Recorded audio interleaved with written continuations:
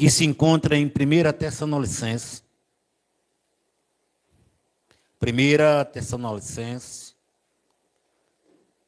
capítulo 5.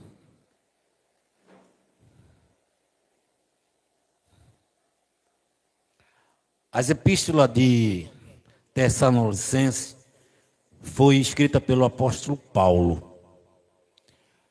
É uma carta muito voltada para as questões do finais do tempo, tanto 1 Tessalonicenses como 2 Tessalonicenses. Fala da volta de Jesus. E a gente vê muitas pessoas falando, né, hoje sobre a volta de Jesus, que Jesus está voltando. Uns acreditam, outros debocham. Mas de uma coisa nós temos a certeza, que Jesus vai voltar. Quem crê, crê. Quem não crê, não importa. Não importa se ele vem antes da grande tribulação, durante a grande tribulação ou após a grande tribulação. Não importa. Tessalonicenses, capítulo 5. Dá para botar aqui, filho? 1 Tessalonicenses, capítulo 5. Não importa, irmãos. Não importa. Porque Jesus vai voltar. Quem crê ou quem não crê, todos acharam, irmãos? Todos acharam? Eu tenho uma crítica para fazer em relação, por causa do celular. Muitas pessoas não estão vindo com a Bíblia física para a igreja. Eu acho isso, a gente perde a nossa identidade. Eu acho que a gente tem que vir com a Bíblia física. Celular, fica no celular. Mas o crente, eu entendo, eu sou dessa época ainda, que o crente tem que andar com sua Bíblia. Porque é outra coisa, é como se fosse a identidade. Você sai na rua, você sai com a Bíblia, as pessoas identificam você como crente. Olha, vai um crente. Mas se você sai só de celular, já está com saudade da sua, né? Mas logo, logo está chegando aí. Em nome de Jesus. Então, assim, a gente tem que ter uma identidade. O crente, ele tem que ter identidade. Como é que eu sei? Quando é que as pessoas distinguem você? Quando você é crente ou não? Tem alguma coisa em você que as pessoas identificam. Aonde eu vou? Eu posso até estar de bermuda. Aí a turma diz, irmão. Vocês estão entendendo? E às vezes eu eu entro na oficina, irmão, vem cá. Logo. Então, assim, tem uma identidade. O crente, ele tem que ter uma identidade. Eu tenho que ter uma identidade. As pessoas têm que olhar para mim e ver se não ter dúvida da minha fé, do que eu sou. Porque muitas vezes as pessoas agem e andam de uma forma tão igual ao mundo, que não dá para definir se você é crente ou não. Não é? E, às vezes, com a própria maneira de falar, com gírias, com palavras obscenas na boca. Porque crente não é para chamar palavrão não, irmãos. Não é? Crente não é para chamar palavrão não. Você até pode, às vezes, se escapar um ou outro no momento do momento difícil que você está passando, mas crente com palavrão na boca não é para estar com isso não. Crente em qualquer situação ele tem que estar equilibrado ali, não é? Com autocontrole, mostrando que o Espírito Santo habita nele. A Bíblia diz o quê? A boca fala, vamos todo mundo, a boca fala O quê? Que o coração está cheio. E isso é uma grande verdade. Porque quando eu começo a falar as coisas que eu expresso, eu estou fazendo o quê? Tirando de onde? Essas palavras. Do coração, da alma, né? Que o coração representa a alma. É o que eu tenho dentro de mim. Então o crente ele não pode estar com palavrões. O crente ele não pode estar com conversas que não cabe a ele. Ele não pode estar em rodinhas com pessoas que não é crente, ouvindo as mesmas conversas, ouvindo as piadinhas, as conversas sensuais, as conversas que não cabe a ele. Isso não é lugar para você, não. Vocês estão entendendo isso? Você vai se juntar, o que é que eu vou me juntar com quem não é crente? Eu vou ouvir o quê? Eu vou ouvir pagode, eu vou ouvir funk, né? Funk aí, dessas coisas que não prestam, e ainda vou estar ainda ouvindo coisas que não me edificam. O Salmo 1, o que é que diz o Salmo 1? Bota aí, por favor, minha filha. O Salmo 1 diz o quê? Bem, todo mundo, toda a igreja, bora.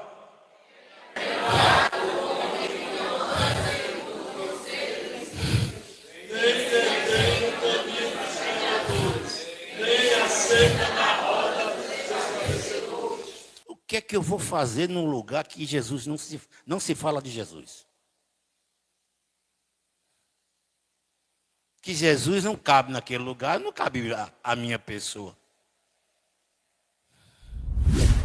Eu não estou falando para você deixar de falar com seus amigos.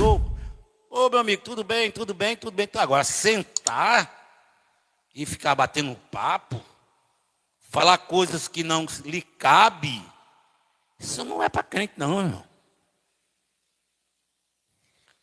As pessoas, quando elas lhe respeitam, mesmo quando você está num ambiente que não tem crente, e quando eles chamam palavrão, ou falam alguma coisa imoral, a primeira coisa que ele diz: irmão, me perdoe, me desculpe, o irmão está aqui, vamos mudar de assunto. Não é assim, não? Porque você tem testemunho para dar e dizer: não, vamos respeitar que o irmão está aqui. Cansei de passar por situação como essa. Agora, se você senta, como diz o salmista, né? Senta na roda dos escarnecedores. E eles, olha, bem-aventurado. O sentido da palavra bem-aventurado diz o seguinte: quão feliz é o homem. Ou seja, é mais do que feliz. O bem-aventurado, o homem ou a mulher bem-aventurada, ou aventurado, é mais do que feliz. Ou seja, você vive além da felicidade, da alegria. E aonde é que a gente... Pode botar de novo esse versículo, por favor? E aonde que a gente se completa essa felicidade? Onde é que está? Está em quem? Em Cristo Jesus. Ele diz o quê? Bem-aventurado o homem que não anda segundo o conselho do... Pronto. Dos ímpios. Eu vou me aconselhar com os ímpios? Porque tem alguns crentes que pior do que eu quando dá um conselho para o outro. Aí eu vou ainda às vezes me aconselhar com ímpio? Não vou, irmão. Nem se detém no caminho dos pecadores. O que é que eu vou me sentar no meio dos pecadores? Não posso, de maneira nenhuma. Nem se assenta na roda, não cabe para isso. Aqueles que escarnecem, fala das coisas de Deus, não tem respeito. Jamais. E ele chama esse homem de bem-aventurado. Esse homem é muito mais do que feliz. O sentido da palavra bem-aventurado quer dizer isso. Então a gente tem que ter muito cuidado, irmãos. A gente tem que aprender muito a nos posicionar, porque senão a gente é engolido pelo mundo. Se eu estou num ambiente, se eu estou num ambiente que tem tudo contra mim, e se eu de alguma maneira não influenciar esse ambiente, tem alguma coisa errada em mim.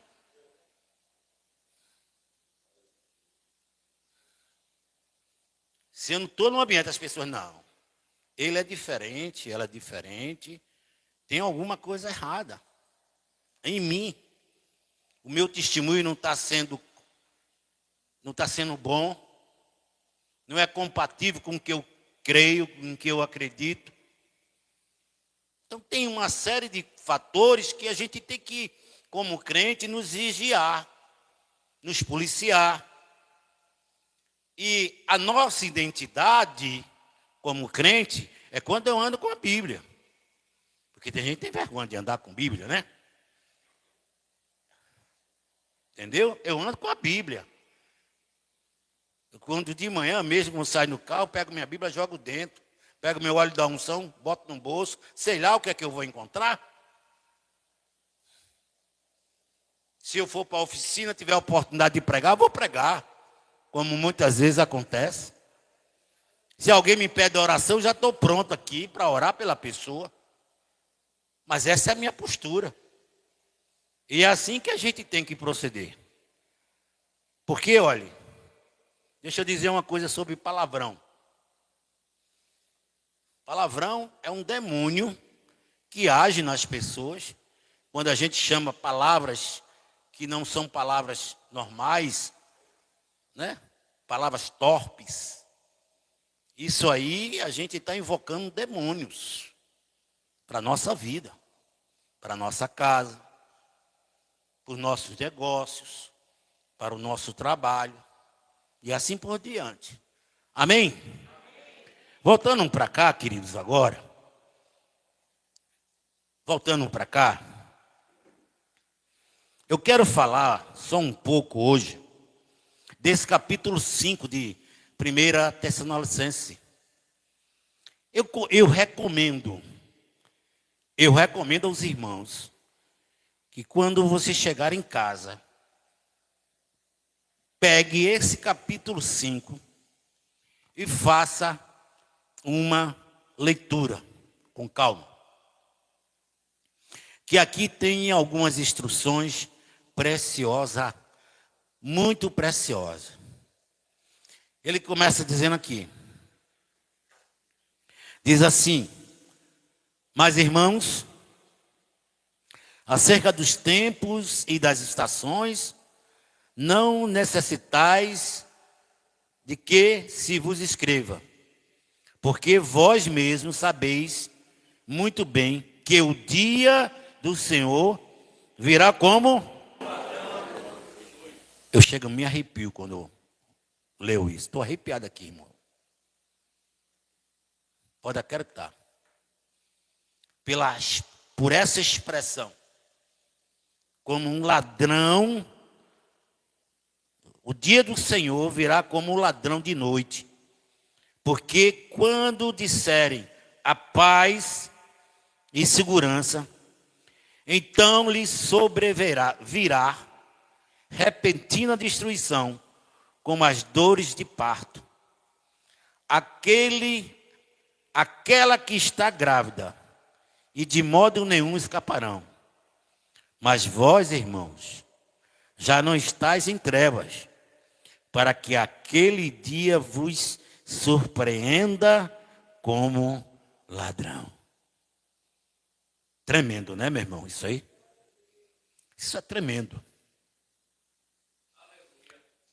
O que nós aprendemos com isso? O ladrão é o quê? É aquele que rouba. Ele avisa quando vai entrar na nossa casa? Não. Naturalmente, não. Se eu soubesse que o ladrão ia entrar na minha casa, eu me preparava, né? Outro dia, um esnoiado lá em casa, eu não estava em casa, eu cheguei depois, até Rosângela, que chegou, me contou, estava tentando tirar o alumínio da coberta. E fizeram zoada aí e tal. Sorte dele, porque a gente não estava em casa. Só estava ela e meu filho que estava deitado. Mas se a gente está atento e esperto e fizesse alguma coisa, ele iria fazer alguma coisa lá naquele momento? Não, porque a gente ia botar ele para correr. É assim que assim vai ser a vinda de Jesus. A vinda de Jesus vai ser dessa maneira. Quando a gente achar, entre aspas, que tudo está seguro, tudo está bem, aí sim, aí Jesus vai voltar. Porque vai pegar todo mundo de surpresa. Ele vai nos pegar de surpresa. Porque o que ele diz aqui? Porque quando disserem a paz, está tudo em paz, está tudo bom, que negócio maravilhoso, né? Segurança, então lhe sobrevirá repentina, olha o que ele está dizendo, destruição, como as dores de um parto, aquela que está grávida e de modo nenhum escaparão. Então nós temos que aprender isso. E o apóstolo Paulo, mais adiante, ele começa a nos dar algumas orientações para que a gente não seja pego de surpresa. Versículos que a gente muitas vezes gosta muito de recitar, e porque às vezes a gente às vezes não entende o contexto dele. Aí ele começa a dar algumas orientações a respeito de como a gente tem que se comportar.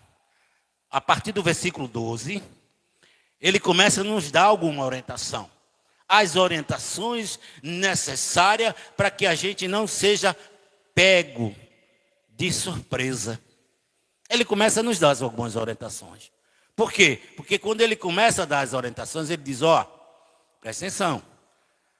Quem está nesse parâmetro, quem está vivendo dessa forma, pode vir o ladrão, pode vir a vinda do Senhor, mas você está pronto e preparado para a volta de Jesus.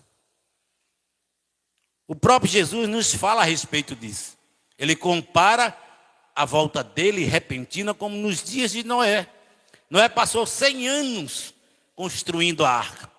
Quando Deus disse, até aqui. Mandou o quê?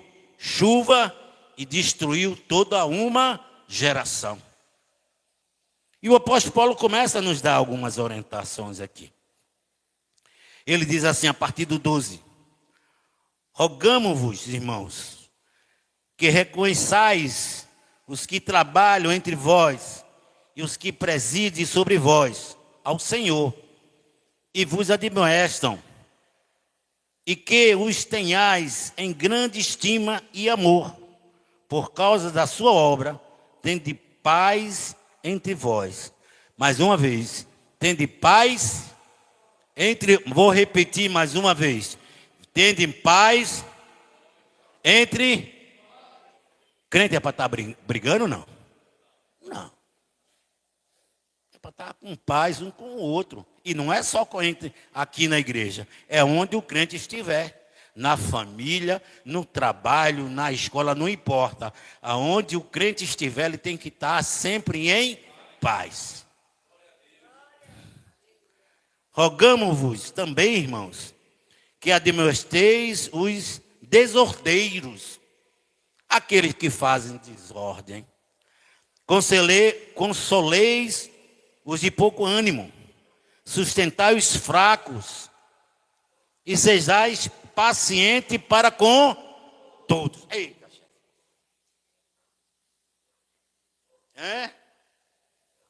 agora bateu num ponto fraco. A gente quer que as pessoas sejam pacientes com a gente, mas a gente não tem paciência com os outros. Não temos, não. Principalmente as pessoas que quando elas são diferentes de pensar, a maneira de pensar, nas discussões, em tudo. A gente não tem paciência. E a paciência é uma virtude. Então temos que ser pacientes. Olha a orientação que o apóstolo Paulo diz assim. Sedes o quê? Ele diz assim, Sede consoleis os de pouco ânimo, aqueles fraquinhos, que é fraquinho na fé, né? Sustenteis os fracos. Aquele que você muitas vezes se acha forte ou tem mais maturidade do que ele, e você tem que sustentar ele, senão ele vai se perder, e se perde mesmo. Porque quando nós agimos dessa maneira, sustentamos os fracos, entendeu? A gente está fortalecendo ele, estamos dando tempo para que ele cresça, para que ele amadureça, para que ele se estabeleça a sua fé. Porque quando está fraquinho é muito fácil, você empurra para lá e tchau, acabou, você vai-se embora para lá, você não quer nada. Mas você tem que ter paciência com os fracos. Senta aqui, vamos conversar, vamos orar. Aí ele diz assim: vede que ninguém dê outros mal por mal. Vedes que ninguém dê outros mal por mal, mas segui sempre o bem, tanto uns para com os outros, e como para com todos. Aí ele diz o quê? Regozijai-vos. Tem uma tradução que diz alegrai-vos. Alegrai-vos sempre. Orai o quê? Sem cessar. Em tudo dai, porque esta é a vontade de Deus em Cristo Jesus para convosco. Não extinguais o Espírito. O que é que faz extinguir o Espírito? Pecado. Pecado. Erros, soberbas, e aí vai um monte de outras coisas. Não desprezeis as profecias. Examinai tudo e retende o quê? O bem. Abstende-vos de toda aparência do mal.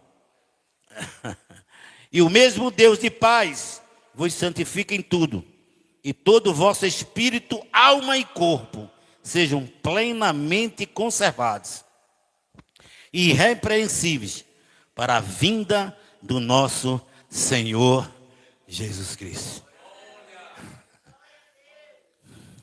Olha o que ele diz: sejam irrepreensíveis,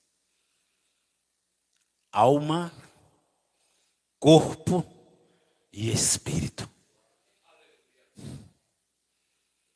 Essa é a minha luta, meu irmão, e deve ser sua luta diária.